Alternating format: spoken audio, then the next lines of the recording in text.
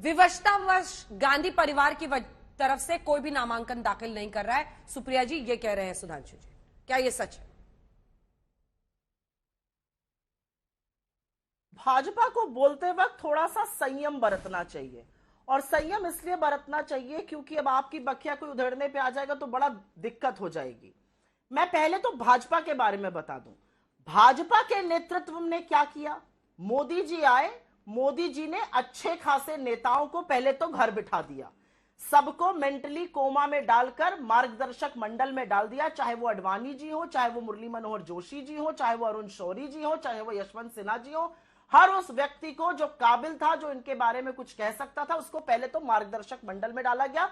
ये मैं नहीं कह रही हूं, यशवंत सिन्हा जो इनके पूर्व वित्त मंत्री थे और बाद में उन्होंने प्रेसिडेंट का चुनाव लड़ा, उन्होंने लगा बीजेपी के अंदर ये क्राइटेरिया है कि आपको मेंटली कोमा में घोषित किया जाएगा अगर आप 75 साल की आयु पार कर जाते। खैर, उस पर मुझे कुछ नहीं बोलना है। कैसे आपने लोगों को निस्तो नाबूद किया, चाहे वो जिस तरह से ट्रीट किए जाते हैं, गडकरी जी को पार्लियामेंट्री बोर्ड से निकाल देना हो, चाहे राजनाथ सिंह जी के साथ, और ये सर्वविदित है बातें, राजनाथ सिंह जी का और मोदी जी और शाह जी का संबंध कितना मधुर या कितना मधुर नहीं है, ये सुधांशु त्रिवेदी जी से ज्यादा कोई नहीं जानता। ये वर्टिकल डिवीजन की बात कर रहे हैं। वर्टिकल डिवीजन की बात अभी मैं आपको बताती हूं, पहली बात। दूसरी बात, मुझे लगता है आपने हमसे कहा कि हम नेतृत्व विहीन है, आप मुद्दा विहीन राजनीति कर रहे हैं। आज का मुद्दा क्या है उसके बारे में भी चर्चा करेंगे, लेकिन मैं एक चीज बताना चाहती हूं अंजना जी, 31 साल 3 दशक, जिसमें से 10 साल कांग्रेस लेड यूपीए की सरकार रही, गांधी परिवार का कोई भी व्यक्ति उस सरकार में शामिल नहीं हुआ। सोनिया जी के नेतृत्व में चुनाव लड़ा गया, उन्होंने इंडिया शाइनिंग को धूमिल कर दिया और चुनाव जितवाया और सत्ते में आ गई भाजपा, लेकिन पद ठुकराया। और 10 साल तक न राहुल गांधी ने न सोनिया गांधी ने पद संभाला सरकार में। मुझे लगता है ये एक सुप्रीम सैक्रिफाइस, और बहुत लोग इसको नहीं समझ सकते, नहीं कर सकते। लेकिन मैं एक बात और बोलूंगी, आज सवेरे हमने एक मुद्दा उठाया था। 17 सितंबर के दिन एक किसान ने आत्महत्या करी पुणे में, और उसने एक पत्र लिखा, और उस पत्र में उसने लिखा, मोदी जी आप सिर्फ अपने बारे में सोचते हैं, आपकी निष्क्रियता के चलते आज मैं अपनी जान दे रहा हूं, साहूकार बात सुनते नहीं है, पैसा रह नहीं गया, एमएसपी आप देते नहीं है।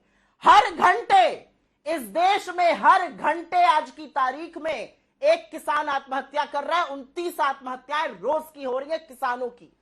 उसके बारे में सरकार बात नहीं करेगी। सरकार ये नहीं बताएगी कि बेरोजगारी क्यों ज्यादा है। आप इनसे महंगाई की बात करिएगा, विश्व की महंगाई बताने लगेंगे, जहां पर लोगों की कमाई हमसे 10 गुना 20 गुना है। दिक्कत की बात यह है कि हमारा अंदरूनी मामला है, लेकिन जो देश का सार्वजनिक मामला है उस पर तो चर्चा कर लीजिए। और मैं आपसे बड़े सम्मान से एक सवाल पूछती हूं, आपके यहां नागपुर से सिर्फ बनता है या एक कमरे में 4 लोग बैठ के प्रेसिडेंट बनाते हैं? पहला। और आपके यहां एक भी इलेक्टेड डेलीगेट का नाम है क्या आपके पास? आप बता सकते हैं मुझे? जो पन्ना प्रमुखों के खर्रे लेकर आप लोग चलते हैं, एक भी इलेक्टेड डेलीगेट है?